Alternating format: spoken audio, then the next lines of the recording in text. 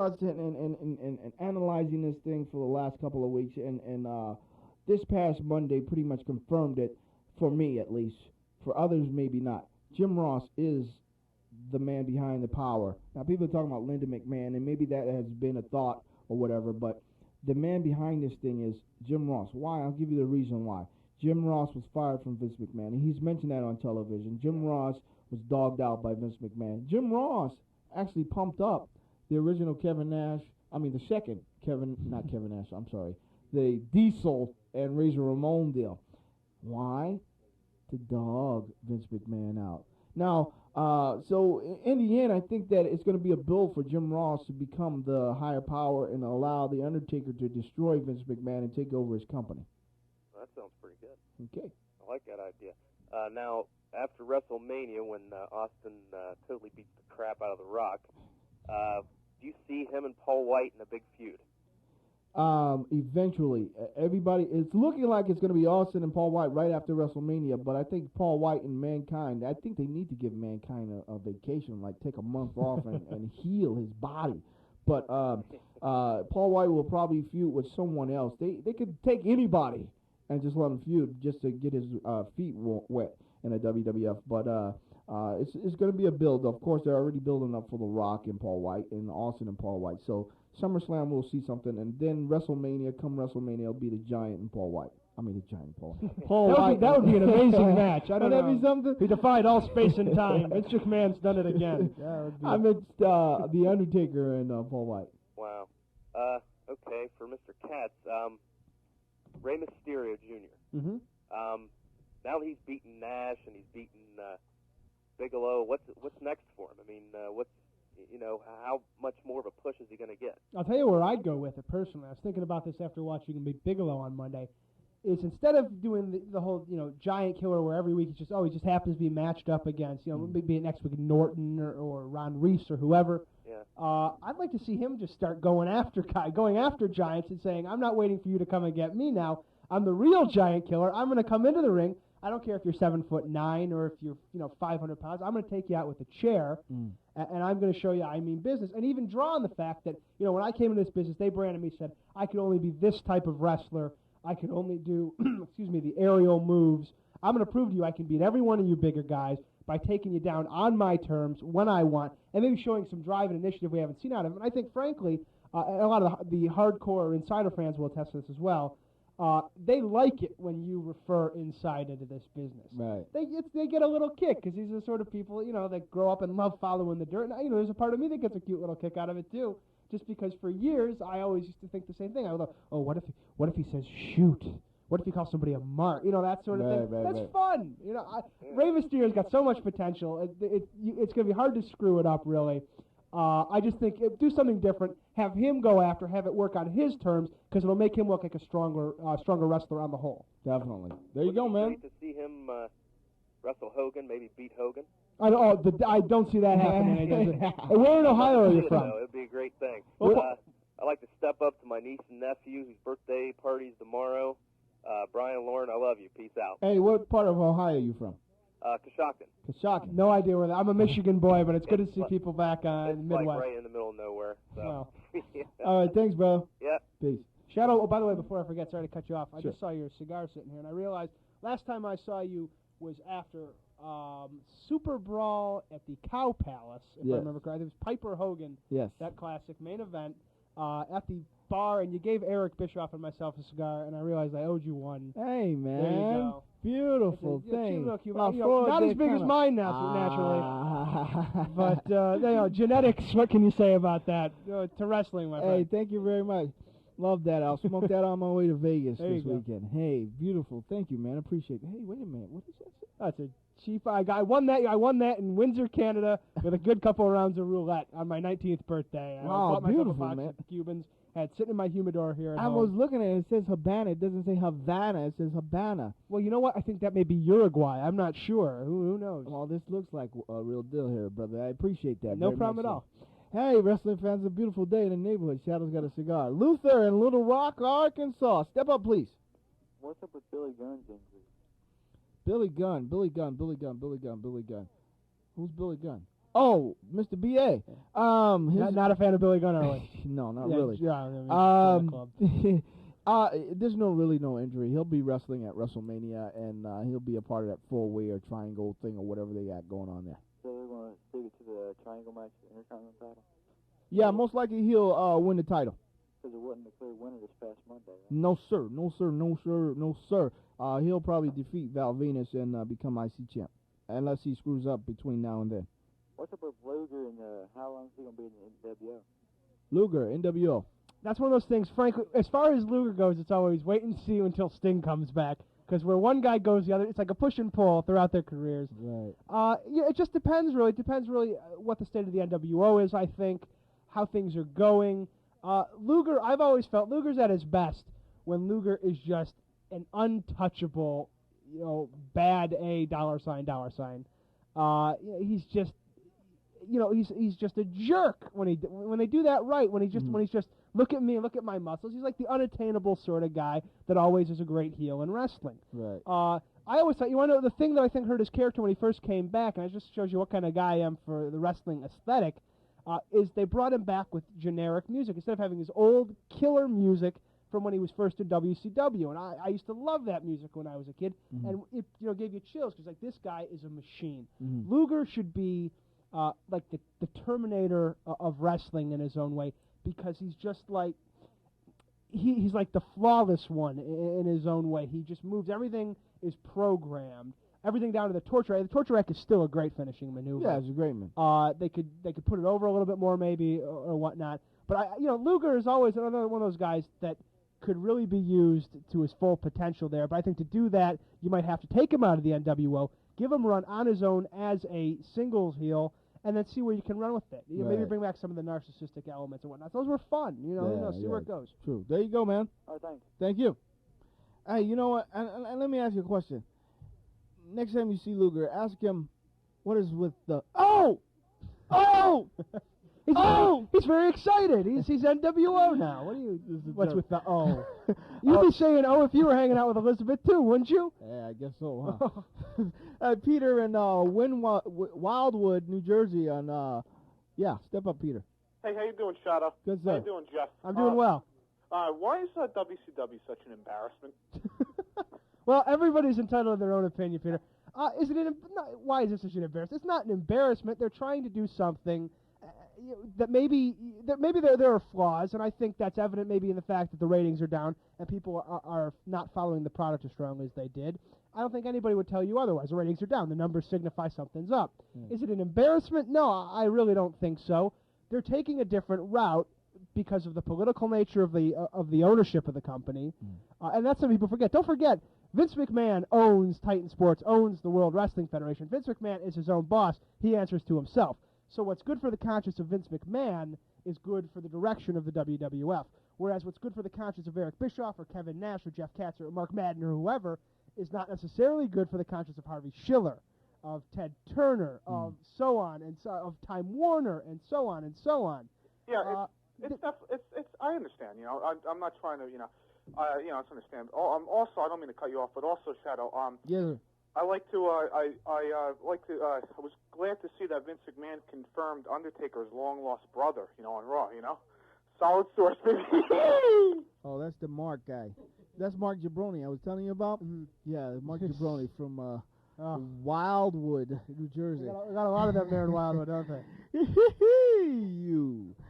You, boy. I tell you, wrestling fans, every once in a while there comes a time in life where you have to take a look at the wind and then you take a sniff and you smell what's cooking and you say, hey, I had too many beans the other day. That's what you say, brother. Hey, and it's that time to take another break and we'll be right. Hey, I got to ask you about Mark Madden. Oh, I love it. When we come back, we'll talk about Mark Madden. You may be paying too much for your life insurance.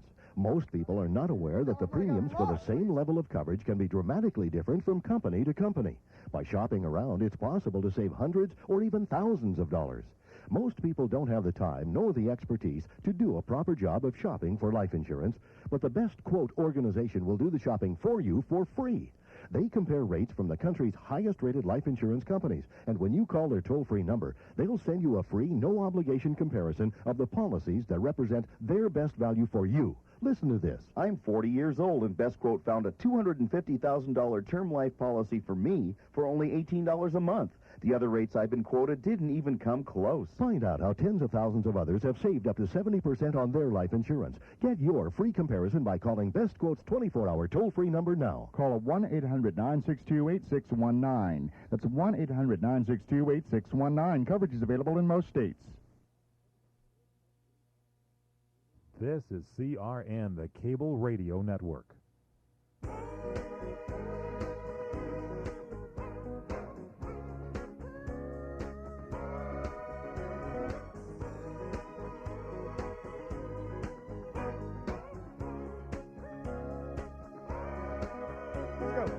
Squared Circle to talk on professional wrestling, coming to you liver than a jiver. MacGyver? Liver than MacGyver. Nationwide radio, cable radio. Okay, that wasn't funny. The numbers are 1-800-336-2225, and locally in Southern California, it's 818-353-1276. Okay, wrestling fans.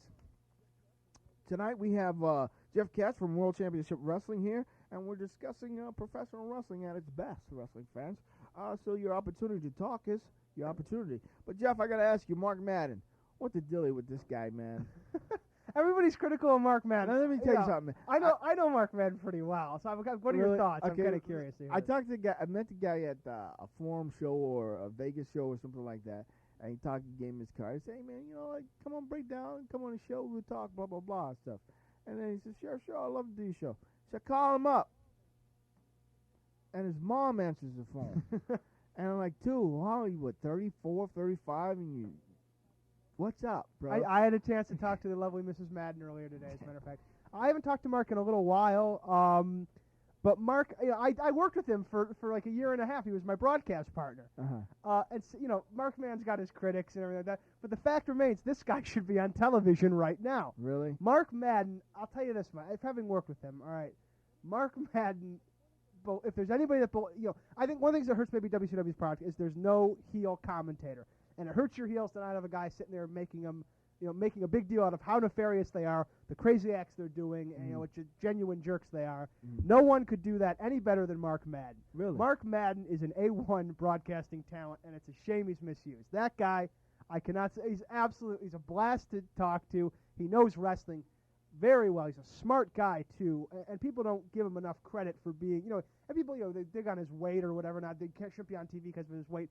Please, if anything, you could turn that into a positive attribute for wrestling. This is wrestling. This isn't the Miss America pad. We're not on Baywatch here. Right.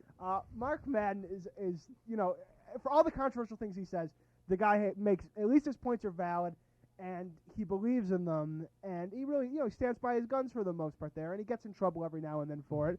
But Mark Madden, believe me, belongs on television for the sport of wrestling. I hear you, man. Okay, I'm gonna try to capture some of this here. This coming from Big Sexy Kevin Nash speaks out on the internet. Over the past week, onslaught of negative mainstream press shows me that the evil stepchild of entertainment industry, pro wrestling, has gotten just a bit too popular for the general population.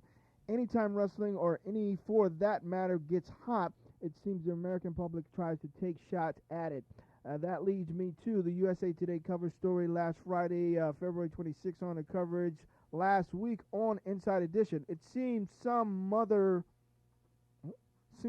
says we are a bad role model because violence was the way we see it, and Alviette, blah blah blah blah blah. I say then there's Ricky Morton, who was in the business for 20 years, on top for 10 of them, yet now doesn't have a dime to his name, and he decides he's going to tell about what happened in wrestling.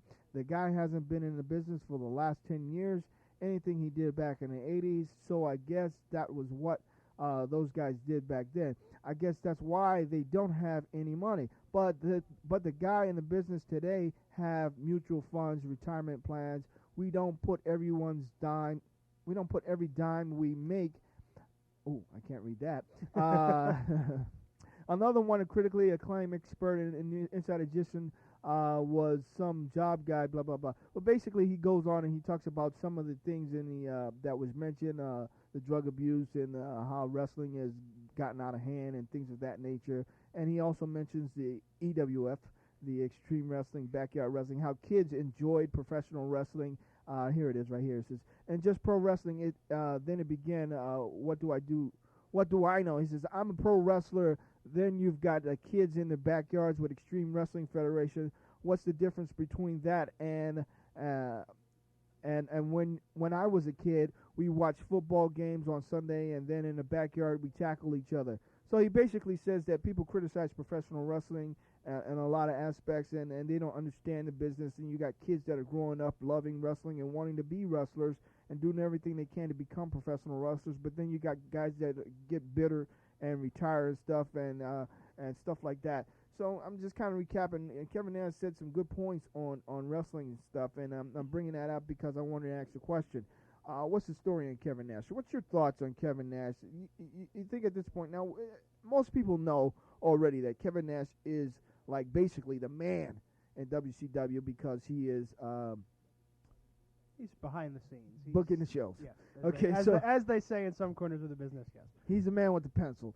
So, your thoughts, the direction where they're going, do you think that what's your thoughts on Kevin Nash and the direction he's pretty much helping to take WCW? I'll put this as plainly as I humanly can. I have nothing but the utmost faith in Kevin Nash. I would trust Kevin Nash with the direction of my own company. Okay, I'm going to hit you with a hard question because my name is not Barbara Wawa. Okay. Okay. Test me. That's all right. Come on. We hear about people getting buried. I mean, you take a look at now. You can say whatever you want to say. You can read whatever you want to read, and meaning that Nash can say a lot of things and promise guys the world. But when you look at TV, you look at WCW. It does look like Benoit and Malenko are getting dogged. It does look like that Bret Hart is totally getting dogged because of maybe friendship relationships with Kevin Nash and Shawn Michaels. It does look like guys that should be getting pushed, like the Luchadors were promised all this stuff. Drop the LWO thing, even though that was an angle. Drop the LWO thing, and we'll give you all a push. Yeah, they're getting pushed. They're on Saturday night jobbing to everybody. On Thursday Thunders, they're the main event jobbers. I mean, the Luchadors are what helped build WCW to where they're at because they were given that different element. And so a lot of these aspects, I mean, I'm just naming a few of these guys.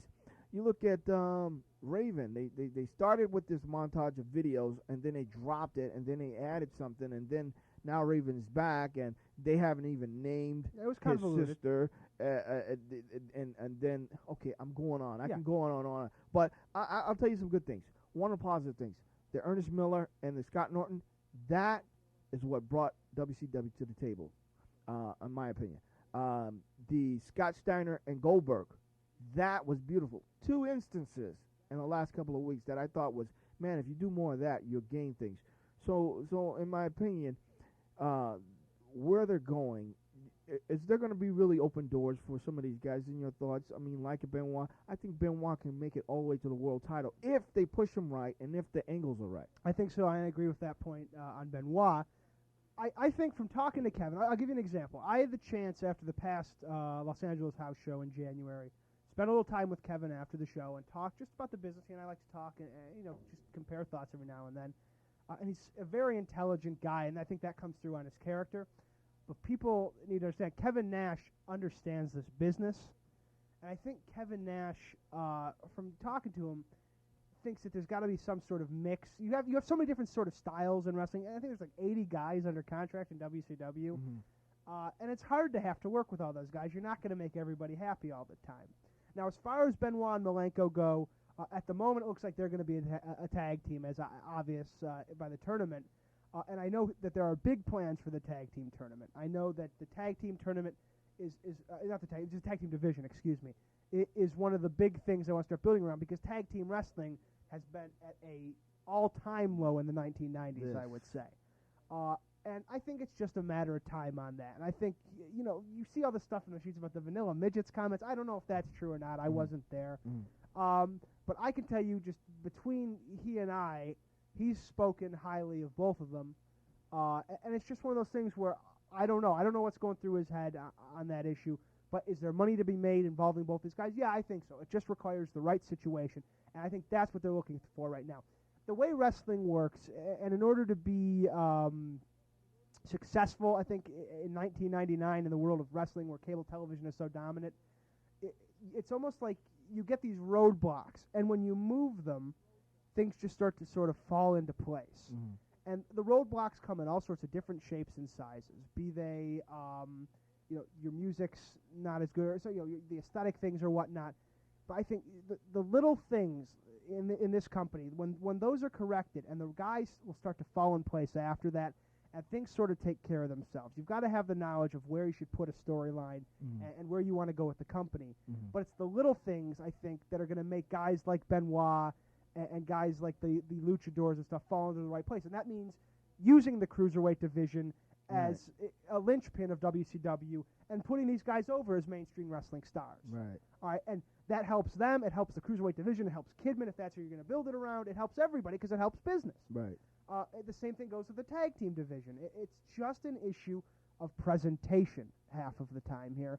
And I think the guys get more enthused when they see the effort behind it and small things like that. And that's where Kevin Nash is going to pay off, because Kevin Nash, myself and others, Diamond Dallas Page and others in wrestling, are big fans of a time in wrestling that I think people underestimate. And that's WWF programming in the late 80s, early 1990s, simply for the aesthetic differences there, the television, the look of the television shows. I know he's a personally big fan, as am I, of the old event centers, because it got you pumped for a pay-per-view.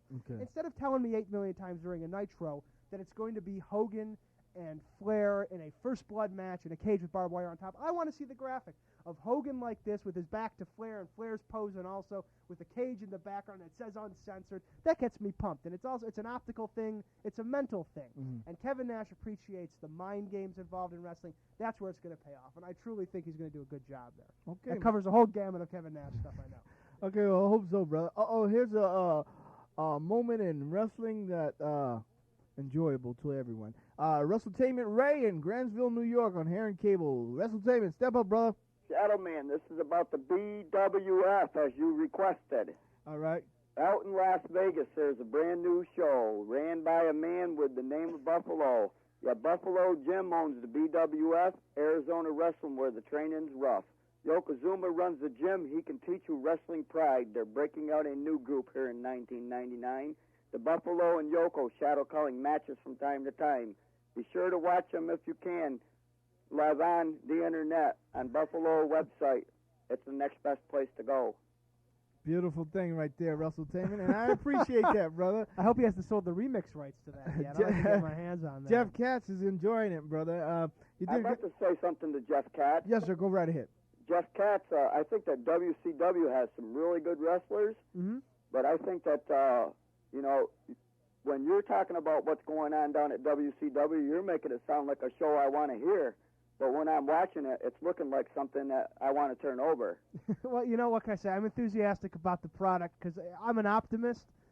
And, times are tough at the moment, absolutely, because you're competing against a product, I think you'll agree, in the WWF now, that's taking the There's Something About Mary approach, that's taking the South Park approach. There's nothing wrong with that.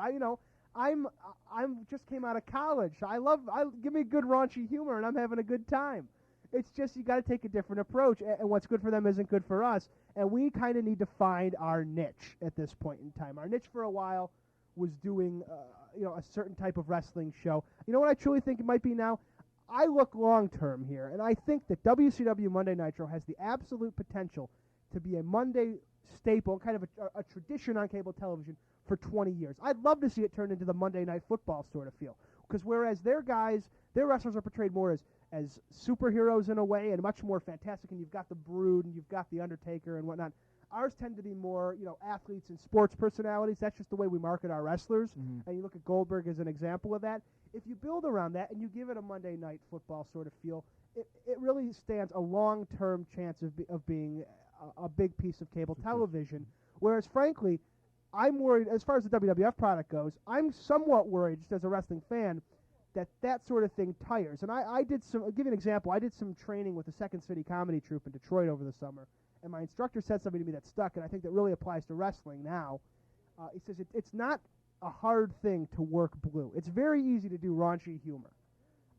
Doing it well and maintaining it is tough. Right. All right, and I've got to feel, and also, raunchy humor can get old real quick. Mm-hmm. So after this McMahon-Austin feud wraps up, and they go into the whole Undertaker thing, I can tell you right now, I get a kick out of Austin and McMahon when they're going at it because these guys play off each other wonderfully.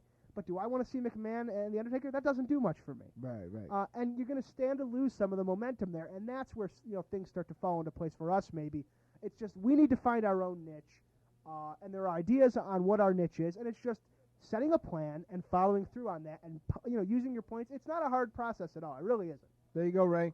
I think you need a guy like Shadoweman doing commentating, and you need a WrestleTainment Ray putting some rhythm into WCW. That's what it's lacking rhythm, I'm telling you. Well, Shadowman absolutely has a place, I think, in wrestling, and she's very good. I'll give him that little push. Yeah, he's got me on. He's got to be doing something right. Thanks, Ray. Yep, bye. Bye-bye. That's WrestleTainment Ray for the week, ladies and gentlemen. We've got Armando and Sherman Oaks on TCI. Step up, Armando. Yeah, I was wondering if Ahmed Johnson signed yet with the WWF. Hopefully not, and hopefully he won't return. I can't understand a word Ahmed Johnson says. I'm talking football. It's all pops and fizzles for me. I don't know. And are we ever in California ever going to see ECW? Maybe. I mean, if things go well, now that they got some new investors, maybe they'll syndicate to better networks and some real networks and build up. They just need to clean up and have better programming. Do we not get? Did they not get it? I just moved here. I mean, do they not get it at all? Yeah, they get it on some local yokel channel 62. You got to put two antennas up in. I'm still having a hard time with this. I moved into my apartment here. I've got 99 channels of cable. You got public access with naked women on it. I don't know whether I'm coming or going at this point. And a question for Jeff. How do you feel about the Gilbert thing? Oh, it's hilarious. I love every minute of it because all it is reminding me, it's a spoof of Goldberg. Right. Any publicity is good publicity as long as they're spelling the name right. And everybody knows when they see Gilbert, it reminds you of Goldberg. It be it good or bad in terms of your perception of him. It reminds you who he is, and it reminds you he's on television. I don't think Goldberg would say anything bad about it. I don't think Eric Bischoff would say anything bad about it. I love every minute of it. I'm glad for Dwayne Gill, man. I want to know when Barry Hardy's going to get his push, man. All right, exactly. All right, there you go, Armando. Okay, Kevin Greeno in there, Alex Porto. Bring him on. I love it. We got Scat in Des Moines, Iowa. Step up, Scat. Hey, Shadow. Hey, Jeff. How's it going? Doing well. I just wanted to give the heads up to fans out there for an opportunity to meet many great legends in professional wrestling. April 24th here in New. Hold on there a second there, son. One thing we don't do here in Squared Circle is we don't just give away free plugs. Okay, let's try this again, brother. Are you Hello? there? Yeah. Okay, yeah. We just don't throw away plugs like that, brother. Oh, well, I'm sorry. It's just a free event, and I just thought it'd be a great opportunity for him to meet some legends of professional wrestling. Okay, make it quick and short. Okay, quick and short. April 24th, Lou Thez, Vern Gagne are going to be inducted in the Hall of Fame. Guys like Harley Race.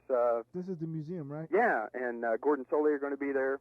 It's from 12, and it begins at 12, and it runs all afternoon. I just thought it'd be a great opportunity for the fans to come to Newton, Iowa. If it's possible, I can give out a phone number for more information. Nah, I don't think so, brother. Okay. I'm actually sitting on the board of that. I just haven't got my board papers yet. Oh, okay. Okay, thank you.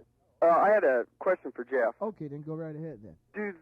Does WCW watch the WWF to kind of try to play off what they're doing, especially on the Monday nights when they know it's taped and they know what's going to happen on WWF that night? Do they try to counteract that programming? I think so. Do you mean are they watching it in terms of trying to plan against that? Yeah.